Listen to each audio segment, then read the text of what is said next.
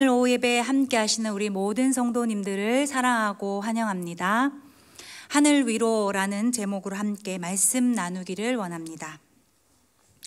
작년 2월 러시아 푸틴 대통령의 위험한 침공으로 우크라이나 국민들은 슬픔과 곤경, 절망에 빠졌습니다. 40만 명이 살던 마리우폴은 러시아의 격렬한 공격으로 완전히 잿더미가 됩니다. 하루아침에 집을 잃은 사람들과 전쟁으로 가족을 잃은 사람들, 다쳐서 고통을 겪는 사람들까지 마리우폴은 폐허가 되었습니다. 이때 그들에게 무엇보다 가장 필요한 것은 그들의 아픔을 함께하여 줄 위로와 앞날에 대한 희망일 것입니다. 시인 정호승 씨는 풀잎에도 상처가 있고 꽃잎에도 상처가 있다고 했습니다. 즉 상처 없는 사람은 없다는 뜻입니다. 철학자 윌리엄 제임스는 인간은 모두가 마음이 찢어져 있다, 위로가 필요하다라고 했습니다. 수설가 토마스 울프는 인간은 어떤 상황에 있든지 항상 외롭다, 그래서 위로가 필요하다라고 했습니다. 즉 인생을 살면 살수록 쌓일 수 있는 것이 고통, 상처, 외로움이라는 것입니다. 그렇기에 때로는 웃음을 잃은 채 앞으로 전진하지 못할 때가 있습니다. 미스터 트롯이라는 프로그램으로 절정의 인기를 얻게 된 임영웅 씨를 아시리라고 생각합니다. 그의 한 노래는요, 약 1억 명 이상 되는 사람들이 듣는다고 합니다. 그 이유가 뭘까요? 목소리가 감미로운 것도 있지만 그가 부른 노래를 통해서 많은 사람들이 괴로움을 덜거나 위로를 얻기 때문인데요. 어쩌면 인간은 이토록 많은 위로에 목말라 있는지도 모릅니다. 이렇듯 분명한 한 가지는 위로가 사람의 마음을 움직이게 하는 힘은 있다는 것입니다. 우리 성도들에게도 위로는 하나님의 뜻을 재발견하는 중요한 변곡점이 될 수 있습니다. 그렇게 오늘 이 예배를 통해서 하나님께서 말씀을 통해서, 성경을 통해서 우리에게 말씀하시는 하늘의 위로가 무엇인지를 알아가는 예배가 되기를 소망합니다. 눈을 들어서 하나님만 바라보며 그분께 우리의 모든 시선을 집중할 때 오늘 이 시간 하늘 위로를 통한 하나님의 깊은 뜻을 알게 되리라고 봅니다. 하나님은 우리의 형편을 아십니다. 우리가 아파하는 것도 상처를 받는 것도 아십니다. 왜 고통을 겪는지, 왜 우울한지 아십니다. 그러나 이런 우리를 향해 하나님은 결코 책망하지 않으셨습니다. 얼마나 자주 우리를 위로해 주시고 위로를 원하시는지 고린도후서 1장 3절에는 하나님은 모든 위로의 아버지시라고 말씀하셨습니다. 또 이사야서 61장 3절에는 하나님의 위로에 대해서 이렇게 말씀합니다. 함께 읽겠습니다. 무릇 시온에서 슬퍼하는 자에게 화관을 주어 그 죄를 대신하며 기쁨의 기름으로 그 슬픔을 대신하며 찬송의 옷으로 그 근심을 대신하시고 그들이 의의 나무 곧 여호와께서 심으신 그 영광을 나타낼 자라 일컬음을 받게 하려 하심이라. 아멘. 하나님은 우리에게 죄 대신 화관을 주신다고 하셨습니다. 쉬운 성경에 의하면 죄 대신 왕관을 씌워 주신다 하십니다. 사탄은 상처에 죄를 뿌립니다. 그래서 상처를 더 덧나게 하고 깊게 해서 더럽힙니다. 그러나 하나님께서는 우리에게 슬픔이라는 죄를 통하여서 아름다운 면류관, 아름다운 왕관을 씌워 주신다는 것입니다. 그렇게 우리의 상처를 잘 치유하셔서 그 상처를 아름답게 빚으시고 빛이 되게 하시고 찬송과 영광을 얻게 하십니다. 여기에 놀라운 하늘의 위로의 뜻이 있습니다. 그러므로 우리가 힘들 때 사람의 위로가 아닌 하늘로부터 오는 위로를 얻으며 새 힘을 얻기를 소망합니다. 우리 바로 곁에서 우리가 처한 슬픔과 괴로움, 답답함을 모두 다 아시는 하나님을 기억하며 오늘 이 예배를 통해 하나님의 위로를 경험하기를 원합니다. 첫 번째로는요, 하나님께서는 그분의 생생한 음성으로 우리를 새롭게 하십니다. 오늘 본문은 저희들이 참 잘 아는 본문입니다. 야곱이 가장 외로울 때 하나님께서 위로하신 장면입니다. 창세기 25장에서 야곱은 쌍둥이 동생으로 태어날 때부터 이미 경쟁심과 시기로 똘똘 뭉쳐 있었습니다. 아버지와 형을 속여 팥죽 한 그릇으로 장자의 축복을 자기 것으로 빼앗았습니다. 이에 에서는 분노를 참지 못하고 야곱을 죽이려고 했고, 야곱은 외삼촌 집으로 도망쳤습니다. 가족과 함께 행복하게 지낼 수 없었던 야곱은 갑자기 혼자가 됩니다. 고아 아닌 고아가 된 것입니다. 집에서 무려 800km나 떨어진 하란이라는 곳에 정처 없이 가면서 야곱은 과연 내가 무사히 삼촌 집에 도착할 수 있을까?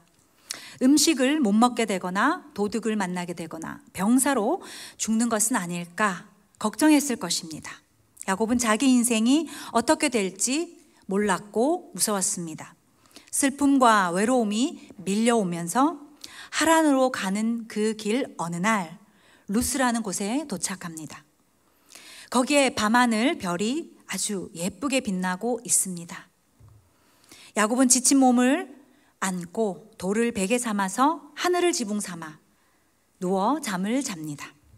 그때 하나님께서 그의 꿈에 나타나셔서 위로의 말씀을 해주십니다. 그런데 그 말씀이 얼마나 힘이 되었는지 야곱은 꿈에서 깨어나서 이렇게 말합니다.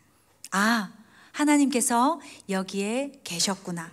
그런데도 내가 알지 못했구나 라고 하며 야곱은 하나님의 음성을 들었던 그 장소가 너무너무 소중해서 루스라는 곳을 베델이라고 부르게 됩니다.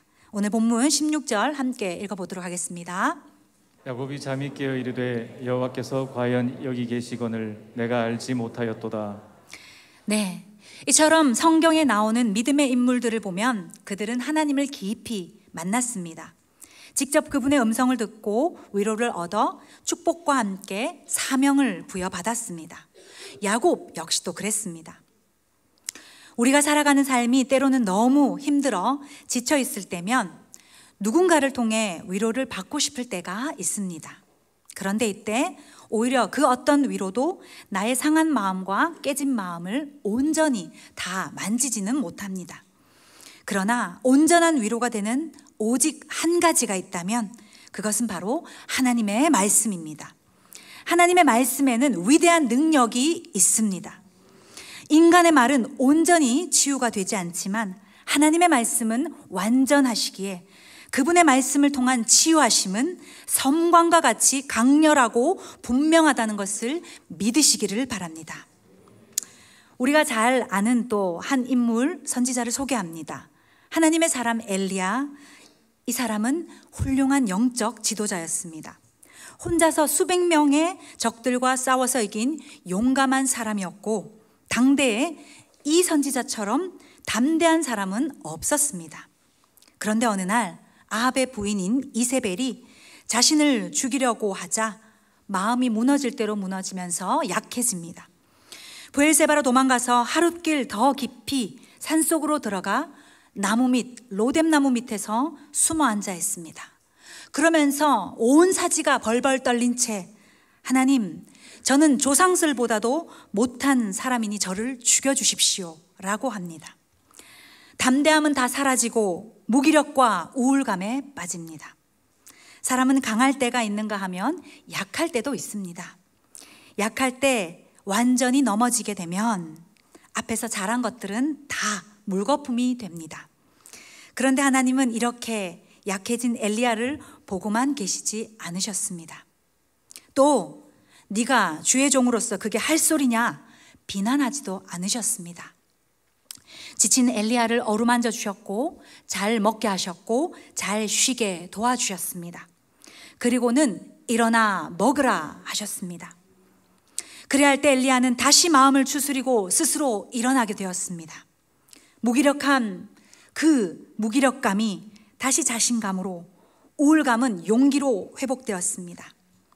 하나님께서 엘리야를 향해 말씀하신 그 하늘 위로는 엘리야의 깨진 영혼을 회복시켰고 다시 사명의 길을 걷게 한 것입니다. 그를 위로하고 살린 것이 바로 하나님의 말씀입니다. 이처럼 하나님의 말씀은 곧 하나님의 생생한 음성입니다. 이 하나님의 생생한 음성이 우리의 영혼을 회복시키며 새롭게 한다는 것을 믿으시길 바랍니다. 그렇게 일상에서의 하나님의 말씀을 우리가 놓쳐서는 안 됩니다. 야곱은 가장 힘들 때 하나님의 생생한 음성을 듣고 위로받아서 그의 영혼이 살아났습니다. 우리 모두가 어떤 상황에도 세상적인 음성이 아니라 하나님의 말씀, 하나님의 음성을 듣기를 소망합니다. 그 위로의 말씀이 나를 살리며 나를 소생시킨다는 것을 믿으시기 바랍니다. 하나님의 말씀으로 말미암아 새 힘을 얻고 일어나 승리의 길로 향하는 우리 모두가 되기를 소망합니다.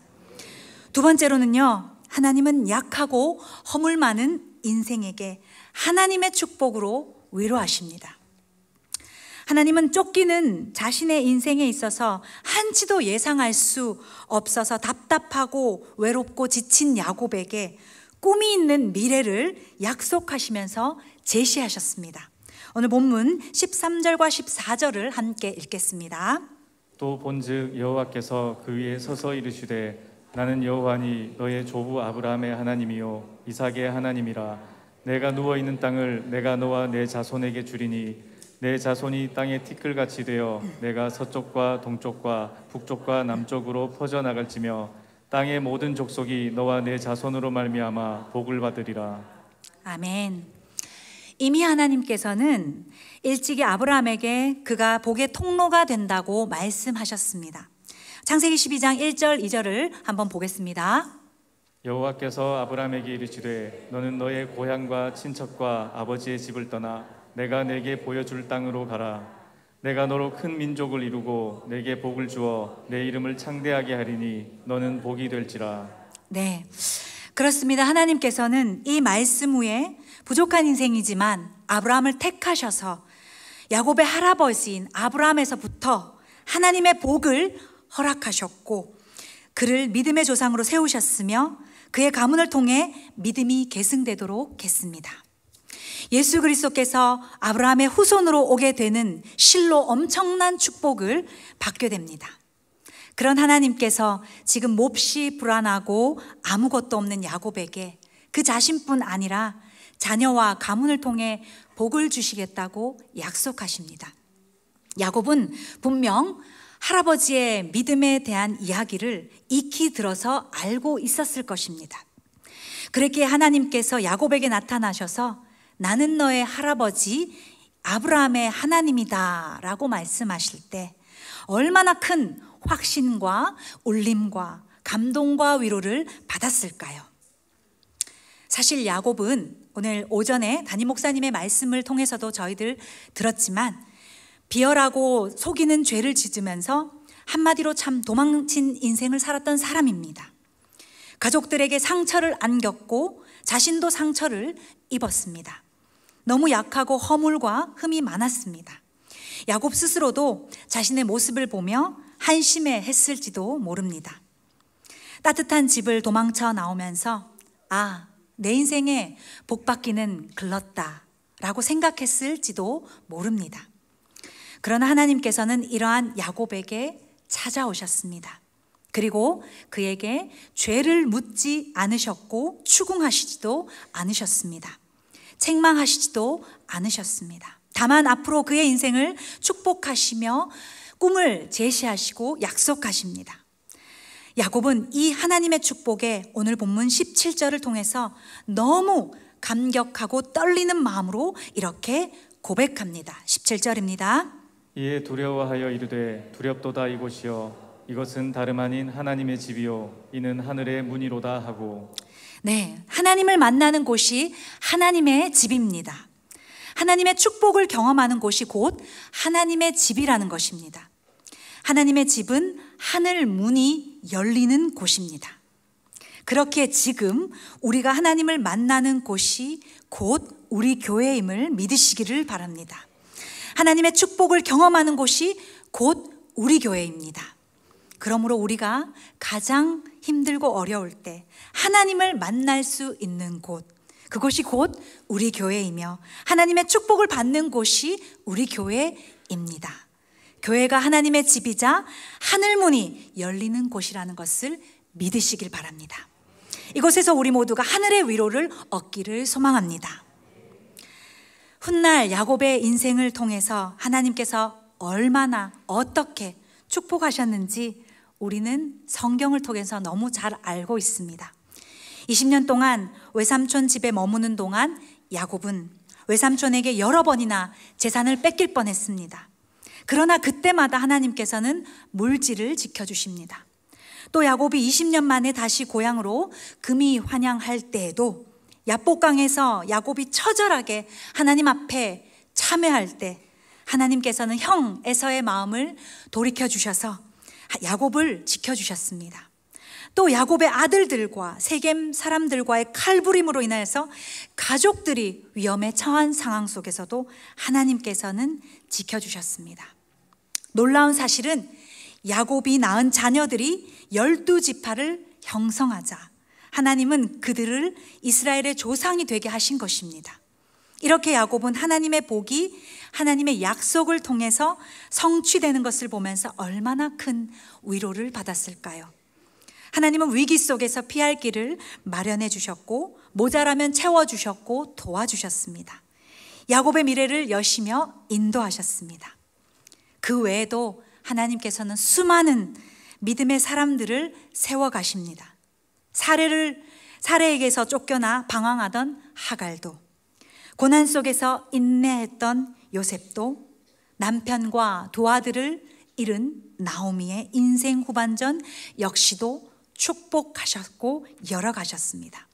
나라를 잃고 슬픔 속에서 견딘 이스라엘 백성도 회복시키며 위로하셨습니다. 지속적으로 환난과 핍박을 겪은 초대교회 성도들도 하나님께서 세임과 능력을 주셔서 끝까지 위로하셨습니다. 사명 감당하느라 고난의 길을 자처한 바울 역시도 용기를 주시며 위로하셨고, 영적 지도자 베드로의 허물도 주님께서 다 덮고 안으셔서 감싸시며 위로자로 세우셨습니다. 이들 모두는 다 연약하고 허물투성이인 당대의 삶을 살았지만 하나님께서 주신 이 광폭의 축복이 그들의 미래와 가문까지 책임져 주시며 위로하신 축복이라는 것입니다. 사랑하는 우리 믿음의 성도님들, 하나님은 우리의 약함과 허물을 아시고 우리가 어떤 삶을 살고 있는지도 다 아십니다. 그럼에도 불구하고 우리 삶을 축복하셔서 우리의 미래까지도 책임져 주시고 열어가신다는 것을 믿으시기를 바랍니다. 우리의 상처를 싸매시고 우리의 부족함을 채우시며 환난을 이기게 하시는 하나님만 바라보며 믿음으로 나아갈 때 한량없는 하늘의 위로를 얻게 될 줄 믿습니다. 자녀와 가문을 통한 하나님의 영광이 축복으로 흘러갈 줄 믿습니다. 가장 중요한 것은요, 이 위로가 축복이 될 때까지 우리가 인내하며 믿음을 끝까지 지켜야 한다는 것입니다. 믿음의 진보는 결국 우리의 몫입니다. 우리 함께 그런 의미에서 옆 사람을 그리고 옆에 있는 가족들을 축복해 보면 좋겠습니다. 믿음으로 하나님의 축복을 얻으세요. 아멘. 인내로서 하나님의 축복과 위로를 쟁취하며 하나님께 영광 돌리는 우리 모두가 되기를 소망합니다. 마지막으로요, 하나님은 우리의 편이시기 때문에 우리의 영원한 위로자 되십니다. 하나님은 연약하고 허물 많은 우리 인생을 위로하시되 생생한 그분의 말씀으로 새롭게 하시며 우리 앞날을 축복하십니다. 또 하나님은 철저히 우리 편이 되어주셔서 세상 끝날까지 우리로 하여금 마침내 승리하게 하십니다. 사람이 슬프고 힘들 때 가장 위로가 되는 것은 영광스러운 사람이 방문하는 것이라고 합니다. 며칠 전 서문시장에 김건희 여사가 장사가 잘 안 되는 상인들을 방문하여서 여러 가지 물건도 사주고 위로하고 격려하였을 때 그 상인들의 얼굴에 웃음꽃이 활짝 핀 것을 보았습니다. 또 우크라이나 전쟁에서 두 다리를 잃은 우크라이나 군인에게 대통령이 친히 방문해서 그를 위로할 때 그 군인은 전쟁으로 다리를 잃어 자신의 처지가 너무 한탄스러움에도 불구하고 그 순간만큼은 그것을 읽고 활짝 웃으며 감격해하는 모습을 본 적이 있습니다. 마음이 깨질 대로 깨지고 무너진 야곱에게 최고의 위로는 만왕의 왕이신 하나님께서 그와 함께 하신다는 것입니다. 오늘 본문 15절에서 하나님께서는 이렇게 함께 하신다고 말씀하십니다. 읽어보겠습니다. 내가 너와 함께 있어 내가 어디로 가든지 너를 지키며 너를 이끌어 이 땅으로 돌아오게 할지라. 내가 내게 허락한 것을 다 이루기까지 너를 떠나지 아니하리라 하신지라. 아멘. 야곱은 베델에서 그 어느 때보다 외롭고 슬펐으며 참담했지만 하나님께서는 어디든 야곱과 함께 있겠다고 하십니다. 그리고 그 모든 것을 다 이루기까지 결코 떠나지 않겠다고 하셨습니다. 야곱의 전 일생 동안 온전히 그의 편이 되시겠다는 것입니다. 이보다 더 큰 은혜가 있을까요? 야곱은 그렇기에 그동안 경험하지 못한 큰 감격과 감동으로 하나님께 이렇게 서원합니다. 오늘 본문 20절에서 22절 다시 한 번 더 읽어보겠습니다. 야곱이 서원하여 이르되 하나님이 나와 함께 계셔서 내가 가는 이 길에서 나를 지키시고 먹을 떡과 입을 옷을 주시어 내가 평안히 아버지 집으로 돌아가게 하시오면 여호와께서 나의 하나님이 되실 것이요 내가 기둥으로 세운 이 돌이 하나님의 집이 될 것이요 하나님께서 내게 주신 모든 것에서 10분의 1을 내가 반드시 하나님께 드리겠나이다 하였더라. 아멘. 하나님, 제가 가는 길에 저와 함께 계시고 제가 가는 길을 지켜주시면 당신은 저의 하나님이시며 제게 주신 모든 것의 10분의 1은 하나님께 드리겠나이다 라고 고백합니다. 인생의 모든 것을 심겠다고 한 고백입니다.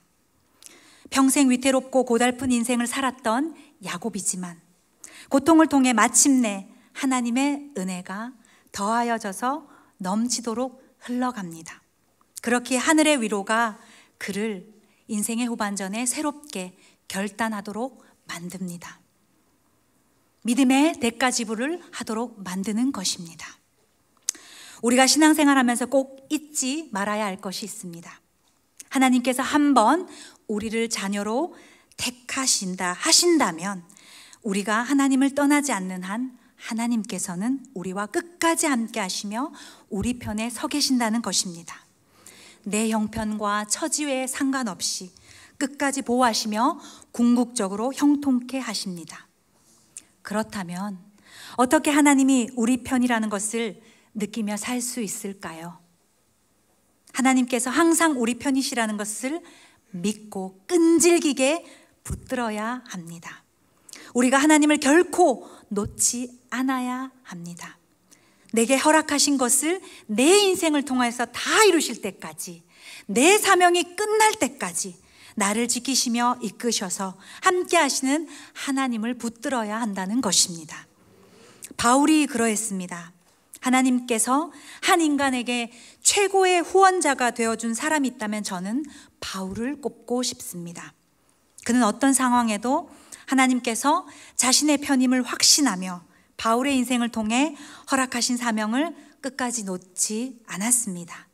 그랬기에 세상이 감당치 못한 승리의 사람이 되었습니다. 이제 말씀을 정리하겠습니다.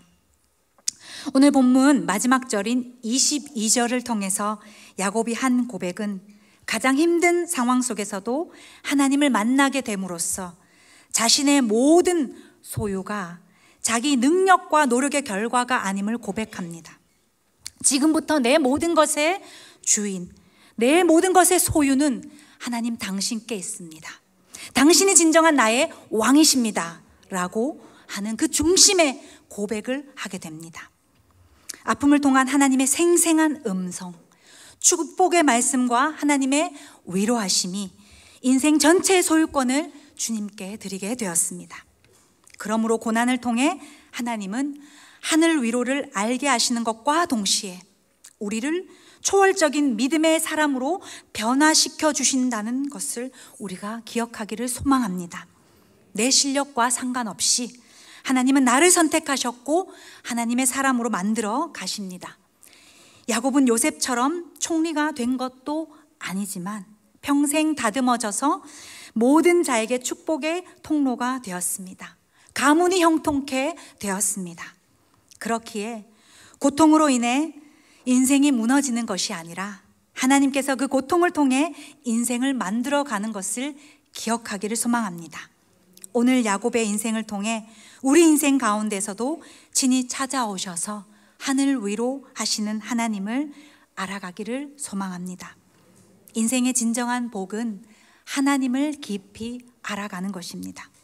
연약한 우리 인생이지만 하나님의 만지심을 통해 하나님의 사람으로 점점 성화되어서 우리 인생이 결코 고난으로만 끝나지 않음을 기억하면서 마침내 한없는 그분의 위로와 은혜로 승리하게 되는 우리 모두가 되기를 간절히 소망합니다.